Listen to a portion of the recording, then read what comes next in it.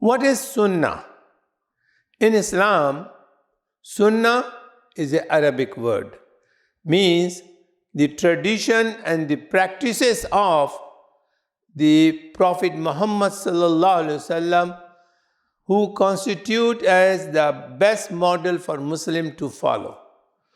Sunnah means the way the Prophet sallallahu alaihi wasallam, it includes everything what he has said, everything what he did, everything what he approved of.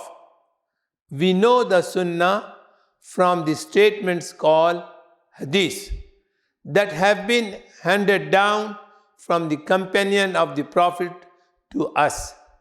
Sunnah can also refer to those things that Prophet, peace be upon him and the blessing upon him, did in order to bring him closer to Allah subhanahu wa ta'ala.